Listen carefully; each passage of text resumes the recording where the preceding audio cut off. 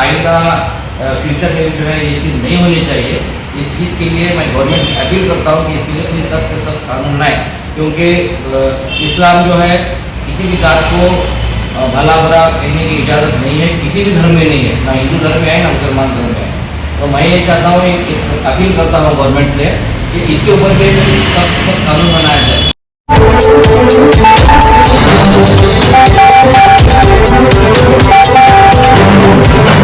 You TV news में आप सभी दर्शकों का स्वागत है। मैं हूं आपके साथ मुबीना। आज की जो प्रेस कॉन्फ्रेंस है ये अंजुमन इस्लाम कमेटी बीजापुर की जानिब से सदर और तमाम अरकान अंजुमन इस्लाम की जानिब से हो रही है। जैसा कि आप लोग जानते हैं कि कुछ दिन पहले रामनवमी के दिन हुबली में बीजापुर के सिटी एमएलए बसवनगौड़ा पाटिल यजनाल ने जो आकाए दो जहां सल्लल्लाहु अलैहि वसल्लम की शान में गुस्ताखी की थी, हम उसी सिलसिले में प्रेस कॉन्फ्रेंस बुलाई गई है। और जहाँ तक आप सब लोग जानते हैं कि हर जगह इस चीज़ का एहतजाज हो रहा है और कोई मुसलमान जो है आकाए दो जहाँ के बेहुरमती के बारे में सोच भी नहीं सकता। इस बदतमीज ने जो अल्फाज इस्तेमाल किए हैं, हम उस अल्फाज के लिए उसकी मुखालिफत में अंजुमन इस्लाम कमेटी खड़ी है। और जो अल्फाज उसने इस्तेमाल किए थे, हम ये डिमांड करते हैं गवर्नमेंट से, हमारे बीजापुर के तमाम कांग्रेस के एमएलओ से, बीजापुर के दोनों मिनिस्टरों से कि इसके ऊपर वो आकर खुलकर बात करें। अभी तक कोई भी स्टेटमेंट गवर्नमेंट से हो या किसी भी पॉलिटिकल लीडर से हो, अभी तक इस बारे में कोई भी बसवनगौड़ा के खिलाफ में कोई स्टेटमेंट नहीं आया है। सिर्फ मुसलमानों के इदारों से ही ये चीज़ का एहतजाज और मुखालिफत हो रही है। मैं अपने बीजापुर के हो या कर्नाटक के हो हिंदू भाइयों से भी अपील करता हूँ, ये गलत चीज़ का कोई भी साथ ना दे और आइंदा फ्यूचर में भी जो है ये चीज़ नहीं होनी चाहिए। इस चीज़ के लिए मैं गवर्नमेंट से अपील करता हूँ कि इसके लिए कोई सख्त से सख्त कानून लाएं, क्योंकि इस्लाम जो है किसी भी जात को भला बुरा कहने की इजाज़त नहीं है, किसी भी धर्म में नहीं है, ना हिंदू धर्म में है ना मुसलमान धर्म में है। तो मैं ये चाहता हूँ, एक अपील करता हूँ गवर्नमेंट से कि इसके ऊपर भी कोई सख्त से सख्त कानून बनाया जाए, क्योंकि आए दिन आप देख रहे हैं कि हिंदू लोग मुसलमानों के बारे में बोलते हैं, मुसलमान लोग हिंदू के बारे में। अगर कोई सख्त कानून आएगा तो इस पर जो है रोक लग सकती है। हर तरफ से जो है एहतजाज हो रहा है। अभी आपने कहा कि अंजुमन इस्लाम की ओर से किस तरह का एहतजाज होगा, क्या अंजुमन इस्लाम की ओर से एफआईआर की है या होने वाली है? नहीं, एफआईआर तो अंजुमन इस्लाम की जानिब से नहीं हुई है। और एहतजाज का जहाँ तक का सवाल है, हम लोग एहतजाज करने के लिए तैयार हैं, लेकिन पीसफुली एहतजाज होना चाहिए, कानून के दायरे में रहकर होना चाहिए। और अभी कुछ मुसलमानों के इदारों ने बीच में एक प्रेस मीट की थी कि 15 तारीख को कोई स्ट्राइक करना है, फिर बाद में उनका स्टेटमेंट आया कि नहीं, वो जब करेंगे उनका साथ हम लोग देंगे। ये ऑडियो और वीडियो वायरल हो रहा है, इसके ताल्लुक से क्या कहेंगे? अभी मैं बता रहा हूँ, जो अभी आप बता रहे हैं ऑडियो वीडियो के बारे में, जो है नौजवान बच्चा था, जोश में आकर बोल दिया है। मैं उन लोगों से भी अपील करता हूँ कि अपने होश में रहकर कोई भी स्टेटमेंट देना है दीजिए, क्योंकि हमारे साथ कानून है। अगर कोई भी गलत चीज़ हो रही है तो कॉन्स्टिट्यूशन में हमारे लिए जवाब है, हम लोग कानून का सहारा लेकर एक कानूनी लड़ाई लड़ सकते हैं। हुकूमत से जो आप आग्रह कर रहे हैं कि उस पर एक्शन ले, एक्शन तो नॉर्मल तौर पर ली जाती है, एफआईआर लेते हैं, नॉर्मल एफआईआर होती है तो बाहर आते हैं। तो आज तक कोई ना पॉलिटिकल रहनुमा, न मजहबी रहनुमा, न अंजुमन कमेटी की तरफ से ऐसा ठोस मांग की जा रही है, जैसे कि यूएपीए है, एनएसए है, ऐसे बड़े बड़े जो मुसलमानों पर अप्लाई होते हैं, उस धारा के लिए आप क्यों नहीं आवाज उठाए? उस धारा के अंदर उसे अरेस्ट करने के लिए डिमांड आप क्यों नहीं उतारे? क्या पॉलिटिकल कमजोरी है हमारे मजहब की? नहीं, आप जरा पूरी तरह कानून को पूरी मर्तबा जान लीजिए। उसने जो स्टेटमेंट दिया है, वो स्टेटमेंट के लिए जो कानून में उसके लिए हम लोग एफआईआर कर सकते हैं, वो कलम डाल के ही कर सकते हैं। वो कलम में जितनी सजा है उसे उतनी ही सजा होने वाली है। उसके लिए आप जो बोल रहे हैं कि यूएपीए लगा, यूएपीए देशद्रोह के लिए और दूसरी चीज़ों के लिए यूएपीए लगता है, तो ये मामले के लिए जो है कानून के अंदर उसकी इजाज़त नहीं है। अगर हम अगर जाकर एफआईआर करने भी देंगे, हमें बोलेंगे ये ताला तो सामने वाले डालने वाले नहीं। दूसरी बात यह है कि एमएलए अदनान को जो है वहां तो बुलाया गया था, ना कि वो खुद गया था। जिस बैनर के तले जाकर जिसने आवाज उठाई और बेअदबी की, क्या अंजुमन कमेटी का हो या पॉलिटिकल लीडरों का हो या समाजी लीडरों का हो, ये हक नहीं बनता कि वो बैनर के तले जो उसने बेइज्जती की है, उस बैनर के तले जो बेइज्जती की है, उस बैनर के लिए एफआईआर कराने की डिमांड आज तक नहीं की, किसी ने की। ऐसा क्यों है?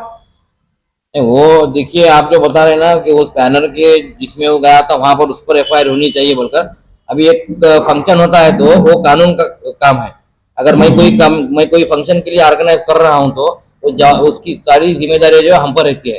जो कमेटी वालों ने जो बुलाया था वो कमेटी के ऊपर उन्होंने ऑलरेडी वो जब परमिशन लेते हैं तो लिख कर ही दे रहे थे कि हमें कोई भी विवादित बयानात वगैरह कुछ भी नहीं होते होंगे। वो एक्शन जो है लोकल अथॉरिटी हुबली की है, वहां पर वो लोग ले सकते हैं। सरकार के जवाबदारी देने में इतनी देरी क्यों? वही तो मैं आप लोगों के जरिए सवाल पूछ रहा हूँ सरकार से कि इतनी देरी क्यों? कोई एक लीडर आकर, ना मुसलमानों का लीडर कोई आकर बता रहा है, ना कोई गैर मुस्लिम का वो लीडर आके बता रहा है, ना कोई कांग्रेस वाले बता रहे हैं, कोई भी बोलने के लिए तैयार नहीं। क्यों? क्या वजह हो सकती है? अब आप लोग पूछिए उनसे, मैं तो पॉलिटिकल लीडर नहीं हूँ। दूसरा सवाल ये है कि जो आप एहतजाज करने की जो बात कर रहे हैं, एज ए पॉलिटिकल लेवल पे अगर पॉलिटिकल साइंस अगर कोई पढ़ा है तो एज ए पॉलिटिकल लेवल पे अगर सोचा जाए, अगर एहतजाज दर्ज किया जाएगा लाखों करोड़ों में, तो सीधे सीधे टीआरपी जो है कि इतना तो नहीं जाएगी।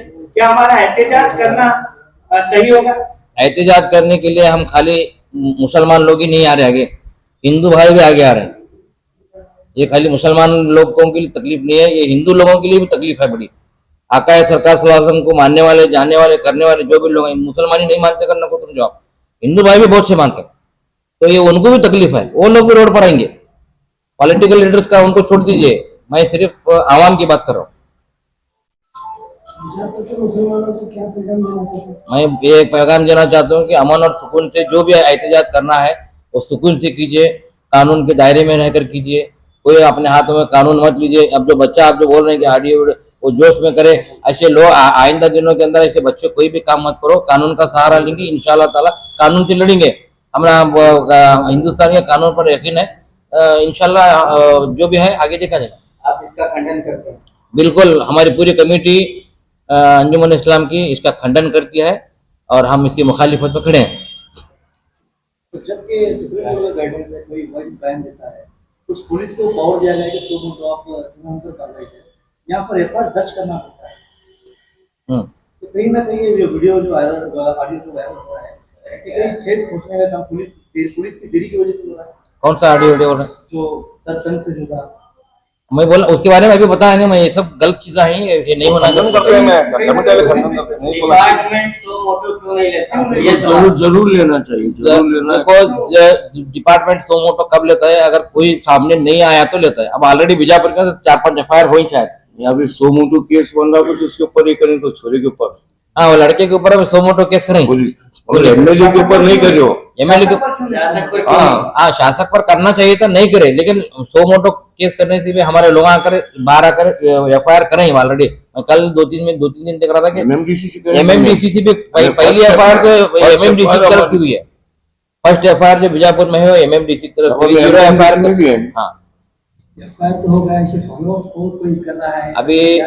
अभी देखो एफआईआर तो हो गई, लेकिन एफआईआर में जो उसके लिए जो हेट स्पीच के लिए जो कलम है वही कलम लगने वाला, उसे छोड़कर मैं दूसरा कलम लगाओ बोले तो कलम लगने वाला नहीं। उसके अंदर जो सजा उसे मुकर्रर पाई गई है उसके ऊपर ही कार्रवाई होने वाली। बात लोगों में आ रही है कि अगर कोई आम नागरिक भला किसी धर्म पर बोलता तो उसे अरेस्ट करते हैं, जेल में डालते हैं, तो शासक को क्यों नहीं जेल में भेजा गया? शासक को नहीं कर सकते क्योंकि कॉन्स्टिट्यूशन के अंदर थोड़े बहुत उनके लिए प्रोविजन है, उसके लिए परमिशन वगैरह रहती है। हाँ, और स्पीकर की परमिशन रहती है, और मिनिमम जो है उसके ऊपर अगर कोई इल्जाम लग रहा है, कोई एफआईआर फट रही है तो मिनिमम 7 साल की सजा होनी चाहिए। अगर 7 साल की सजा हो रही तो तभी उसे अरेस्ट करने के पावर से पुलिस को, उसके अलावा अरेस्ट करने की पावर नहीं है। उसके लिए भी बहुत से फॉर्मेलिटीज है पूरे करना पड़ता है, वो करके कर दो। नहीं करते नहीं बोल रहा हूँ, करते हैं, लेकिन थोड़े बहुत फॉर्मेलिटीज है उसे पूरे करना रहता है, करके कर सकते बोल साहब, आप क्या मैसेज देना चाहेंगे? ये दो बात बोले। एहतजाज अगर किया जाता है, एहतजाज के दौरान अगर कोई घटना होती है तो नौजवान शामिल रहेंगे बीजापुर में, जैसा कि अभी हमारे रिपोर्टर ने पूछा कि 100 मोटो कॉल लिया गया है वीडियो पे, तो हो सकता है कि उस दौरान अगर कुछ घटना होती है, नौजवानों को अरेस्ट किया जाता है, तो क्या अंजुमन कमेटी ये जवाबदारी लेती है कि उन नौजवानों को फारिग कराए कानूनी दायरे के हिसाब से? देखो साहब, पहले तो मैं एहतजाज जो है बिल्कुल पीसफुली करने के लिए बोल रहा हूँ। मैं तो कोई नौजवानों के लिए बोल रहा नहीं। अभी अभी आप बताए, नौजवान ऐसा गलती जो जोश में आकर बोल दिए, गलती नहीं बोलता उसे मैं, जोश में बोल दिए, तो वो भी गलत है, वो भी नहीं बोलना चाहिए उन्हें। तो उसके लिए आप जो बोल रहे हैं, अगर आने वो तुम्हें बोले जैसा ये एहतजाज के वक्त होना चाहिए को, अगर हमें पीसफुली कानून के दायरे में जाकर कुछ करेंगे तो हमना कौन ये करने वाला नहीं करने वाला। अगर घटना हो जाती है, कुछ नौजवानों को गिरफ्तार किया जाता है, अभी उन्हें कानूनी तरीके से फारिग कराने की जिम्मेदारी नहीं, अंजुमन कमेटी जो है जिम्मेदारी इसकी ले सकती है, पीसफुली जाएंगे करेंगे। हमें अनपीसफुली करने की इजाजत हमें किसी को नहीं देती। मौत को कंट्रोल नहीं कर सकते। हाँ, तो इसके लिए हमें बोल रहे नहीं, हमें आपके सामने आकर क्यों बोल रहे बोलो तो हमारे नौजवान जो जोश में ही, उन्होंने बिल्कुल सब्र से काम लो, अल्लाह पर भरोसा रखो, कानून पर भरोसा रखो, इंशाअल्लाह ताला आने वाले दिनों में देंगे। और जैसा कि हमारे साहब बताया, अंजुमन इस्लाम से है, हम पूरे मेंबर भी अंजुमन इस्लाम से हैं। और MMDCC जो फर्स्ट बीजापुर के अंदर जो उसके ऊपर FIR हुआ, उसमें MMDCC हुआ।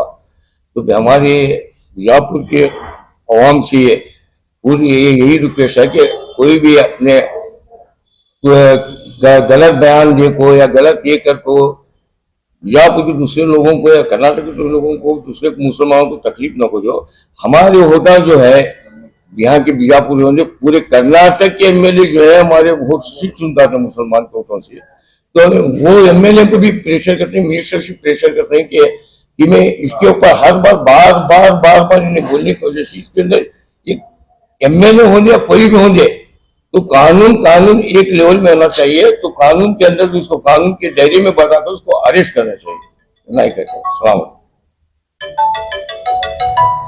बड़ा पाटिल ने जो पैगंबर इस्लाम की शान में जो गुस्ताखी हुई, इसकी पहली जिम्मेदारी जो है सरकार की है, ऐसे बयानों को रोकने की। सबसे पहली जिम्मेदारी डिस्ट्रिक्ट इंचार्ज मिनिस्टर की है, और दूसरी जिम्मेदारी जो है स्टेट के होम मिनिस्टर की है, और अवलीन जिम्मेदारी जो है सिद्धरामैया जी की। तो जो कांग्रेस की सरकार है पूरे कर्नाटक में, मुसलमानों के वोटों से जिन्हें इक्तदार मिला है, मेरी कांग्रेस सरकार से, सिद्धरामैया सरकार से अपील है कि जो कर्नाटक में जो घट रहा है, पैगंबर इस्लाम के खिलाफ जो गुस्ताखी की जा रही है, ये जल्द से जल्द सिद्धरामैया की सरकार इस पर कार्रवाई करे। हमारे होम मिनिस्टर साहब, he is having all the powers of the administration of the Karnataka, तो इन्हें आगे आना चाहिए। उसके साथ ही साथ हमारे जो डिस्ट्रिक्ट इंचार्ज मिनिस्टर हैं MB पाटिल साहब, मोस्ट पावरफुल मिनिस्टर, उन्हें हमारे पैगंबर इस्लाम की जो कर्नाटक के, हिंदुस्तान के 30 करोड़ अवाम को जो दिल दुखा है, हमारे मुसलमान जो सदमे में हैं, MB पाटिल साहब तुरंत से तुरंत जो है कार्रवाई करें, और बसवनगुड़ा पाटिल को जो कानून के दायरे में जो हो सकता है, उन्हें जो है सजा दिलाने की हमारे सरकार को हम अपील करते हैं अंजुमन इस्लाम की जानिब से।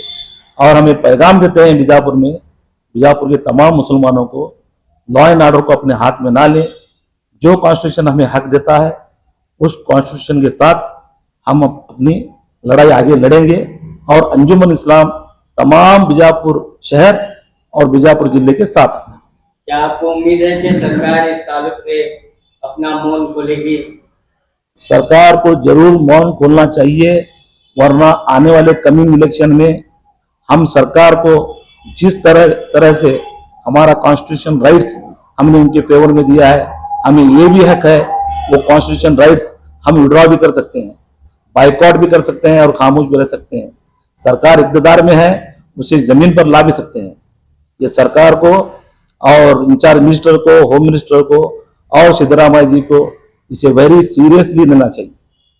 मुसलमान पार्टी के खिलाफ जो है बीजापुर के मुसलमानों जो है अलग अलग प्रेस कॉल कर रहे हैं। बीजापुर का मुसलमान एकजुट नहीं है। देखो, हर मुसलमान की जज्बात हैं, बहुत सी बीजापुर में तंजीमें हैं, हर एक को अपना हक है।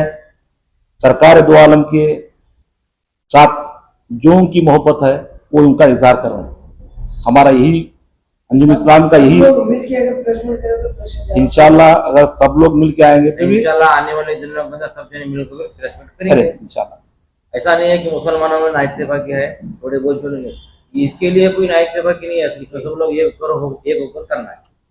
हुकूमत की जानिब से जैसा कि आपने कहा कि होम मिनिस्टर और सिद्धरामैया और एमपी पाटिल साहब का भी नाम है, क्या इन वोट लेने के लिए तो कांग्रेस पार्टी मुसलमानों के आगे आती है? क्या एमपी पाटिल साहब का या होम मिनिस्टर का और जितने आपने नाम लिए अभी तक इनकी तरफ से किसी भी किस्म का स्टेटमेंट या एक ट्विटर पे भी ट्वीट भी नहीं आया? तो क्या मुसलमान सिर्फ इनके पीछे लगे हुए रहते हैं, चाहे वो राजनीति हो या फिर धार्मिक नेता हो? क्या ये हमारी कमजोरी नहीं है?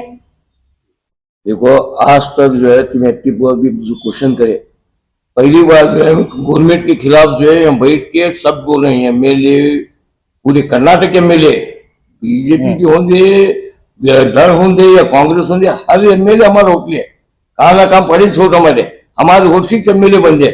तो ये अंजुमन इस्लाम से आवाज उठी, इसकी पहले कोई भी नहीं बोला है एमएलए के खिलाफ, गवर्नमेंट के खिलाफ क्या भी। तो हम इनके खिलाफ नहीं, इसके वास्ते जो है इसको क्या एक नया कानून बंदा को इसे अरेस्ट करने के वास्ते 1 करोड़ बोलकर वो सरकार से रिक्वेस्ट कर रहे हैं। अब उसके अलावा वो क्या बोल सकते हैं? इनकी तरफ से जो है एक स्टेटमेंट अभी तक नहीं आ रहा, जैसे कि नाम लेना सिद्धरामैया की तरफ से स्टेटमेंट मैं वही बता रहे हैं, हमें भी वही बोल रहे हैं, नहीं आया नहीं है। आप लोगों को सवाल पूछो क्यों नहीं स्टेटमेंट दिए बोल के। आप आगे की रणनीति क्या होगी?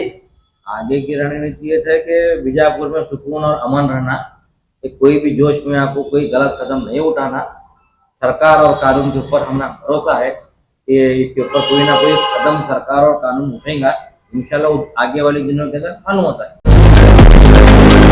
लेटेस्ट न्यूज अपडेट्स के लिए YouTube एक्सप्रेस को सब्सक्राइब कीजिए, साथ में बेल आइकॉन को भी क्लिक कीजिए, साथ ही साथ लाइक, शेयर और कमेंट करना ना भूलिए।